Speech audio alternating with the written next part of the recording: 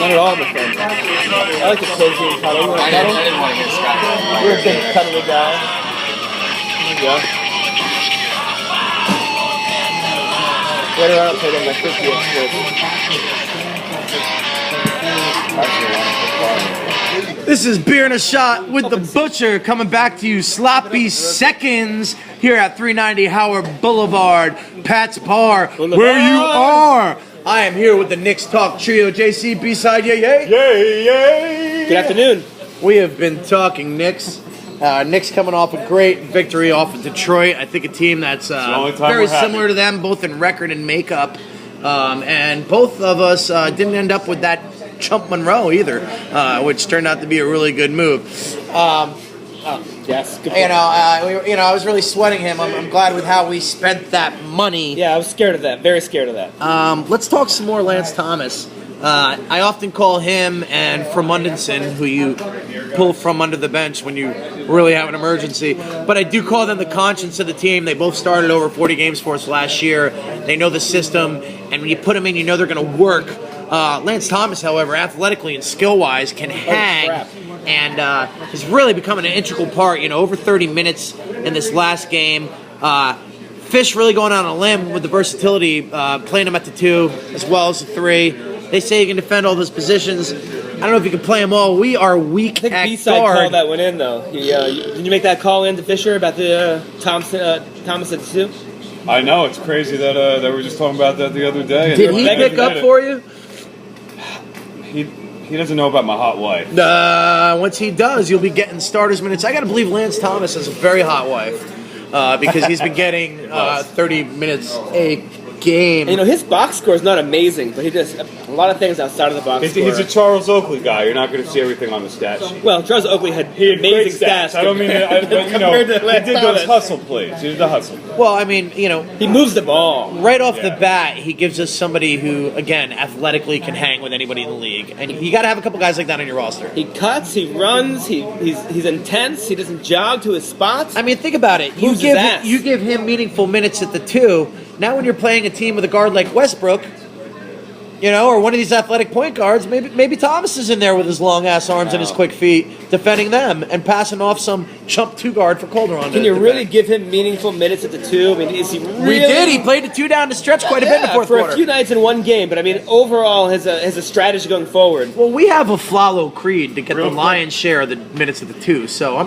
he's 6'8". Meaningful minutes. Really I'll tell you what Lance does at the 2. He makes Phil Jackson 70s Nick look small. Phil's got to love this. You look at a Clyde Frazier, you get a 6'7" shooting guard there. You look at Sasha Vujacic, also a 6'7" After the game, we go discotheque. After a game, maybe we go discotheque and get it in.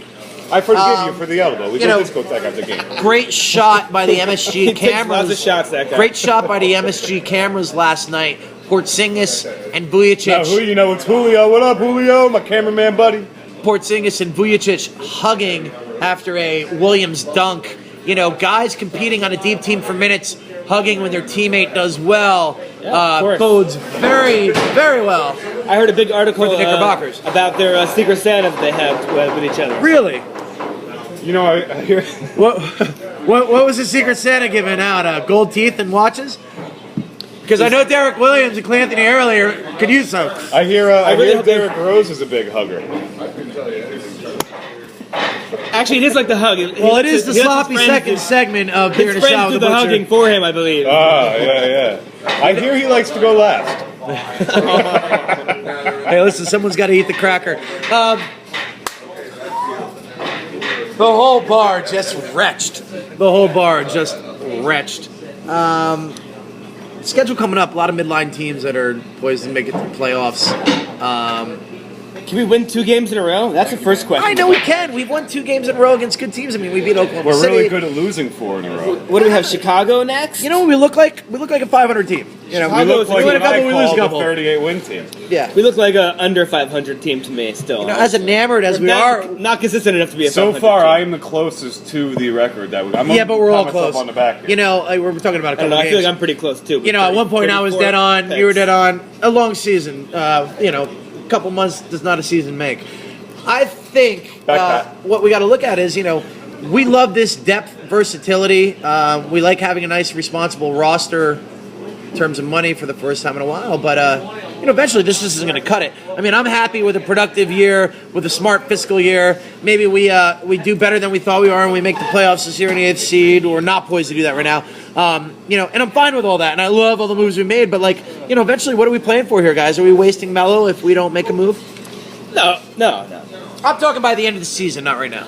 No, because he's already decided that he's that role of just being that Knick player. He's going to be here, and if he's happy. You see him, David Robinson, Porzingis' Tim Duncan. Yeah, or if he can find a way to move the basketball as he gets older. Well, you're seeing it. He passed to Derek Williams for that dunk in the last 2 seconds of the shot clock. That was very nice. And the other thing we saw last night, I think we're going to see his best years to come because he's going to be more versatile. He's going to, his scoring's down, but he's still over 20 a game, and he's playing so much better on the other parts of his beast. He's in shape. His defense is amazing. We may see him Larry Johnson in a way that when LJ got here, he had to change his game a little bit. Yeah, but Carmelo was never over the rim. He was never a flyer. I'm not talking about that. Larry Johnson really had to adjust. Larry Johnson really had to adjust because he was dunking from the rafters and then had to adjust his game. I'm just talking about adjusting his game in a different way. He's got to start moving the basketball to be more efficient. Well, sure. But let's talk about him adjusting his game in a way that's not getting any easier for him as he gets older, but he's still doing, which is on defense. People do not go to the rim with Carmelo Anthony down there anymore. I'm telling you that right now. If you're coming in from the wings, Carmelo's got an elbow in your face, and half the time he's making a clean play. No doubt about it. Smack a bitch. He is Vujicic. He is going to Vujicic a bitch. I'm telling you, that guy's defense is here, whether it's one-on-one in the post against other smalls, whether it's against a 4 every once in a while when he's matched up against one, or whether it's against a guard slashing into the lane, he is there, and he's making sure there's no easy layups. I didn't think I'd ever see that from Carmelo Anthony. I have been his biggest critic, I think, for the past we all bunch of years. But this year, for me, I see such a dramatic improvement of him as a player. I do too, and not only his playing, his interviews to me are just such a different level. His maturity level and the way he's carrying his that's team. up and down the roster. The interviews, the mindset, the spirit of the team. I mean, up and down. The guys who stayed over, the guys we signed, and the guys we traded for. But specifically, when I hear Carmelo in an interview now, it's a guy who's in the second half of his career. Well, and he is in a negative way, but he's accepted that, and he has that role mentally. And he's very, very much mentally in that position to help carry this team forward without necessarily being its top scorer, but as its leader. Often over the years when we've talked about how we're going to form a playoff roster and what we need from Melo, our hope always was what? What was the comparison we always made? Paul Pierce. Exactly. Right. Will he finally Paul Pierce it? And this year I'm seeing it. Paul Pierce became a rugged defender after he got good guys around him. Right. Paul Pierce became a guy who tried to share the ball a little more, and he never did that much, by the way. No. He never did that much, but he tried to a little more. Ball hey, we're live. Butch Blanchard right here, my 8th grade wrestling coach, joining us on Beer and a Shot with the Butcher. We're talking Knicks with the Knicks Talk Trio, JC and B-Side. How you doing tonight, Butch? I'm doing good. How about that Pat's pool team? We are Pittsburgh! Gotta love that shit, folks. That was fucking disappointing. We are Pittsburgh! That is much better. 390 Howard Boulevard if you're thirsty. So who would be the best wrestler you think on the Knicks roster? Kyle O'Quinn, no doubt. Or Robin Lopez. We know it's not early. I'm so sorry. I don't know about Lopez. I'm sorry, buddy. We wish you a speedy recovery early. We do. My vote is for Lance Thomas for wrestling, man. That wiry, strong guy, man. Some people think you're out late, but he was out early. It was 4 a.m. Damn. Hey, listen, there's easier ways to get the guys off the roster. That was in the text now, listen, earlier. Do you think the Knicks paid to get him shot in the knee the way the Jets paid to get Smith knocked out by one of his old players? He doesn't make enough money for that, man. His contract's not big enough. We got 2 roster spots open, guys. How many people can we devote to the D-League? If Calderon gets robbed next week and shot in the knee, then I'm definitely thinking the Knicks are involved with paying. If Calderon gets robbed next week and shot in the knee, I think it's you probably who paid. It would probably have been me. I've been trying to get this guy off the roster for 2 seasons now. By the way, like, you think we got a really deep, strong, big man front court right now. Can you imagine if we had Tyson Chandler as well as Lopez if we didn't trade him for this fool? Then we'd have two of the same players not shooting the mid-range. It wouldn't be good. Tyson lost a little bit of his shine the last year he was here. He gave us one of the best teams we've had in 10 years, though. Oh, yeah, but a lot of that credit goes to Jason Kidd. Defensive player of the year. I think. Tyson, we never should have traded him. Well, by the way, I think his defensive player of the year that year was bullshit. For being the Heat. It was for being the Heat. It was for being on the Knicks and the Knicks having a 50-win season. That's what it was for. They were so bad defensively, and No, he it was made for them the Mavericks okay. beating the Heat in the finals. That's why he got that. No, he won that award as well with the Knicks his first year. You're saying that it was a payback. It was a payback for that For year. not getting it at the Mavs year. Right. Yeah, sure. And I'm glad to see him where he belongs, on the Suns, with the rest of the old people. And that's what we got now. It's a great place of vacation. Listen, guys, we got a bunch of 25-year-olds. We got a sage veteran in Carmelo Anthony. Eventually, we're going to have to step the roster up. We can't just hedge our bet that one of these guys is going to develop into an all-star to flank with him. Porzingis may. 2 all-stars is not a championship team make. Somebody has to average 14 points. Lance Thomas is averaging 9. If he could average 14 points a game... Well, Calderon could average 11. Yeah, but why he gives up 15? Not as of late. No, defensively, he's in the right spot. He's in the right spot. He doesn't get beat nearly as bad as we've had for the past guards in the past 9 years. And that's the most you can ask of an unathletic... I would take Jose Calderon over Stephon Marbury, I'm sorry. Oh, or absolutely. Steve Francis, or Chris Duhon. I'd take a washer from... Maybe not Chris Duhon. I'd take a Oh, washer yeah, because Chris from Duhon was so inconsistent shooting, and his free throws were so But he fucking passed the ball great. I mean, Calderon has Does he have nights the where... record for the most assists? Yeah, he does. He had like a 20-assist night. Listen, 25? Duhon got you all in check. He was not bad for us. I'm not going to clown Duhon. Hey, Duhon had a triple-double for us, and 22 assists. Yeah, well, one game doesn't 22. matter to me, but, Well, no, the guy did a lot of other good things. That's all I can remember. Back to the point. We're going to need more than 2 all-stars. We're going to need more guys. Yeah, but you know what? Sometimes Like, aren't we good enough now, or should we be looking out what the next move is? Not always about buying all-stars. It's about developing all-stars. He's right. And right now... Well, I agree, but what's the timeline on Carmelo Anthony? How many years do you have to develop these guys? Contract has 3 left. So Who cares? I'm not worried about that. Talking about how long will he perform? I don't care about Carmelo. I'm worried about the organization, and that's finally what the team is focused on, not an individual player's future. I agree. That's but been the the greatest thing about organization. this season. You didn't want to see him throw it away for a quick fix. And Carmelo Anthony seems okay with that. Well, I think now that he knows Porzingis is the goods, They're also developing guys in a nice way, and he knows next year we have lots more cap room again next year. We'll be shopping for a guard. well, for a team got a team that's always made knee-jerk reactions. Finally, we have a solid defensive team. No, and a deep young team, and for a team that's always made knee-jerk reactions, I see a lot of patience. Again, we don't have to make any moves. We have 2 roster spots open. We could be calling up Jimmer Fredette. We could be calling up the Greek Freaks brother. We could be calling up the Greek Freaks brother, and we're not. Yeah, I feel like Fish is like, I'm going to explore who I got here before we make any moves. Because we don't need those kind of players. The thing that takes us to the next level is a real starting point guard. And I like what Calderon's doing, but he's an off-the-bench guy. We need. But I got to ask starting you, with a point roster guard. spot open, you're telling me we couldn't use Fredette's shooting off the bench, and if it doesn't work out and he's a liability in other ways, we just Over never who? play him again? Who's gonna get minutes over? Over Galloway? Over Grant? Over Lance Thomas? No, he doesn't. He's not gonna pass those guys for minutes. It's not gonna happen. Well, I mean, there is I'd minutes for rather a see guard out Galloway. there. I'd rather see Grant. Even if Grant's not playing good, I'd rather see him get those minutes. I agree, to develop himself. And I think that's probably... Lance Thomas? Are you kidding me? I'll give him any minute I can get him on the floor. High five on that. I think the one person who maybe got more than a fair shake at the beginning of the season, but of late has been buried for maybe I too wish I long. was on Instagram right now, by the way.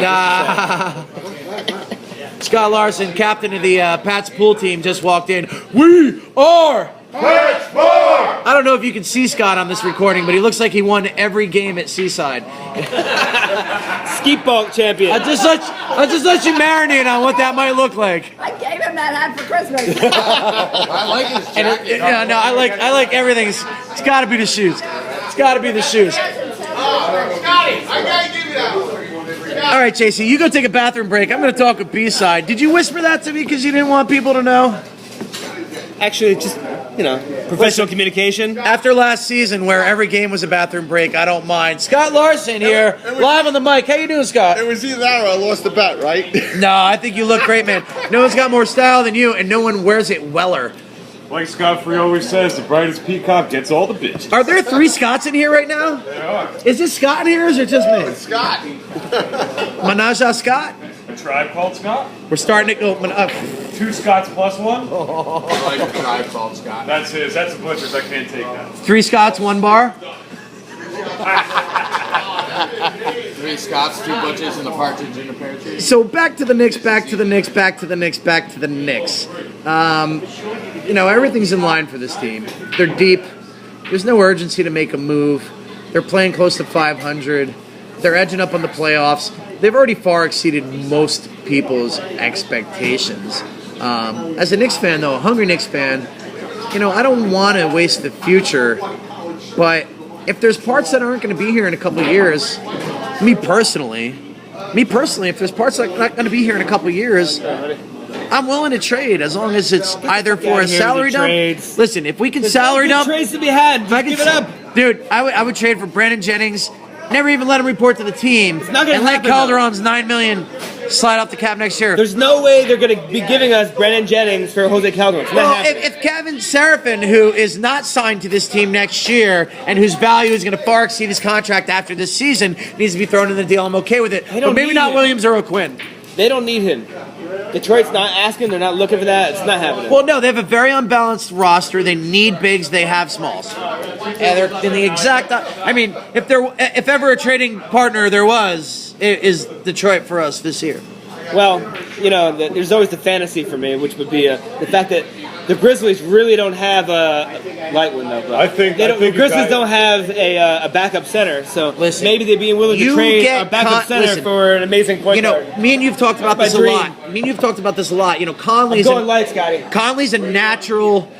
Oh, drinking light beers these Yeah, days? I'm gonna switch it up. Bud Light? No, please, Scott, no. Miller Lite? Yeah, I'll take that. Dude's night out. Listen, we've talked night out? about this at dark already? at length. We talked about this at length, but I flip flop on this issue a lot.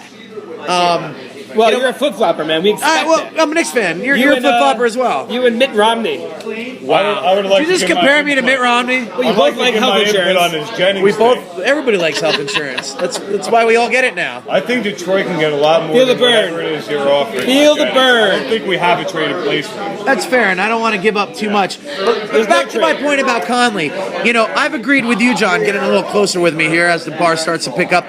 I've agreed with you that if we can get him without giving up assets because he's a free agent next year, I've always felt like that's the best way to do it. But, one thing I never thought about before, and I've been thinking about recently, is if you do trade for him in season, whatever cap we were going to sign him with next year is still available for another player. Yes, exactly. All right, so if that trade's out there, if you can get a Grant that they want to develop, It's so funny because you always say Grant a big in a draft pick, I'm doing it, even if it's a first for Conley. Grant, Seraphin, or O'Quinn, and a draft pick for Conley, and Grant, yeah. Obviously, you said that, yeah. Yeah, Right, you do that, right? Because now you've swapped money for money, and all that money we have available next year, we can fortify the roster the with. only guy that would mortgage a future pick for. Well, the only point guard available, I'd mortgage it for. Not even available. In terms of, listen, realistically, Curry, obviously, Westbrook's but not going to happen. the only but point guard available that I want that I'm willing to give assets up for, Mike Conley. even if he wasn't available, he's still a guy. I that I don't do it for D down with your boys, Derrick Rose. I don't. No. Conley's a guy that I've coveted for this team for a while. That's I all I'm agree. saying. Regardless of he's available. Let's face it, glad. we've coveted the entire Grizzlies roster since they started making the playoffs. Yeah. since they got Zach Randolph there. Yeah. Zebo's got that sloppy Carmelo game, and I loves it. If only we could have had Zach Randolph on our team. Oh, Zach Randolph at the 4, Carmelo at the 3? Every guy we You'd have to throw 2 balls in at the same time and watch them mirror each Can you other. imagine Zach Randolph and I don't know who else would be good there. Somebody Post player. Somebody from the Nets, maybe like a strong. Listen, we only shooter. talk about the Nets when we play the Nets. Fuck the Nets. Jamal Crawford maybe alongside of a... I'm seeing a lot of Zebo and Carmelo. Zebo. How many Carmelo putbacks have you seen this season compared to other seasons? They are very similar players, except for Carmelo stretches out better out and there's one other difference between them. Carmelo is a much better defender than Zebo this year. Yeah, absolutely. Carmelo, I'm going to give you mad love. I honestly thought when we drafted Porzingis, he was going to be a soft European, and he was going to be on a team with you, Carmelo, and Calderon, and it was going to be like flag basketball. I honestly thought the two of you were going to be sitting on the bench talking about soccer all season, and I'm going to give it up to both. I mean, the Rook's been amazing. Enough people have sang his praises. Carmelo, I don't think you're getting enough, sir.